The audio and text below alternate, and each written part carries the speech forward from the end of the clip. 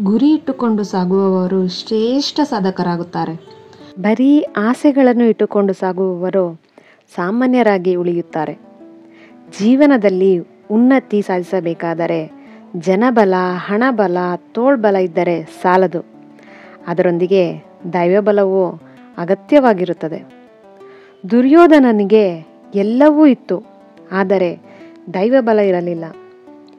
ಹಸಿವು ಅನ್ನದ ದಾರಿ ತೋರಿದರೆ ಸೋಲು ಗೆಲುವಿನ ದಾರಿ ತೋರಿಸುತ್ತದೆ. ಸಮಸ್ಯೆಗಳು ಕಲಿಸುವ ಪಾಠ ಯಾವ ಪುಸ್ತಕವೂ ಕಲಿಸೋದಿಲ್ಲ.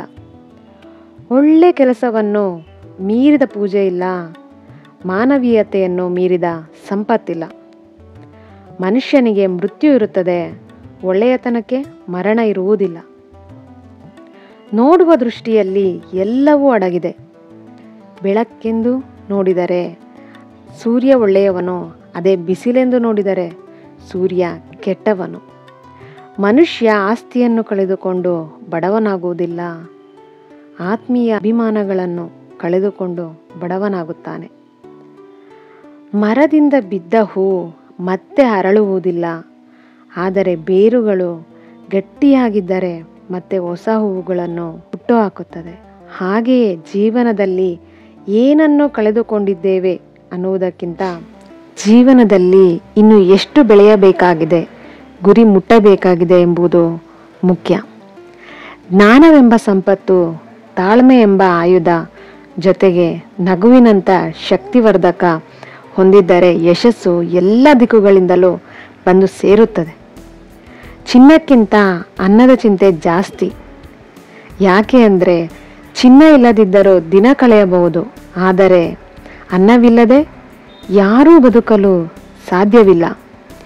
ಎಲ್ಲ ಸಂಪತ್ತು ಖಾಲಿಯಾದ ಬಳಿಕವೂ ನಮ್ಮ ಮೌಲ್ಯವು ಎಷ್ಟಿರುತ್ತದೆ ಎಂಬುದೇ ನಿಜವಾದ ಶ್ರೀಮಂತಿಕೆ.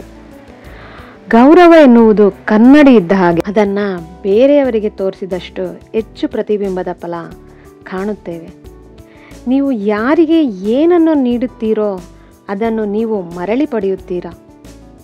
ಸಮುದ್ರ ತನ್ನ ನೀರನ್ನು ಮೋಡಗಳಿಗೆ ನೀಡುತ್ತದೆ, ಮೋಡವು ಮಳೆಯಾಗಿ ಸುರಿದು ನದಿಯನ್ನು ಸೇರಿ ಪುನಃ ಸಮುದ್ರವನ್ನು ಸೇರುತ್ತದೆ. ಮನುಷ್ಯ ಸಂತೋಷವಾಗಿರಬೇಕೆಂದರೆ ಹಣ ಮುಖ್ಯ ಅಲ್ಲ, ಹೊಂದಿಕೊಂಡು ಬಾಳುವ ಮನಸ್ಸು, ಒಳ್ಳೆಯ ಮಾನವೀಯತೆ ಇದ್ದರೆ ಎಂಥ ಸಂದರ್ಭ ಬಂದರೂ ಸಂತೋಷವಾಗಿರುತ್ತಾನೆ. ಚಿನ್ನವನ್ನು ಬಡಿದಷ್ಟು ಅಪರಂಜಿ ಆಗುತ್ತದೆ, ಹಾಗೆ ಮನುಷ್ಯ ಪೆಟ್ಟು ತಿಂದಷ್ಟು ಮಾನಸಿಕವಾಗಿ ಗಟ್ಟಿಯಾಗ್ತಾ ಹೋಗ್ತಾನೆ. ಬಡವನಿಗೆ ದುಡ್ಡಿನ ಚಿಂತೆ, ಶ್ರೀಮಂತನಿಗೆ ದುಡ್ಡಿಡುವ ಚಿಂತೆ. ಮಧ್ಯಮಾರ್ಗದವರಿಗೆ ಇದ್ದುದರಲ್ಲಿ ಬಾಳುವ ಚಿಂತೆ. ಒಟ್ಟಿನಲ್ಲಿ ಈ ಚಿಂತೆ ಎನ್ನುವುದು ಯಾರನ್ನೂ ಬಿಟ್ಟಿಲ್ಲ.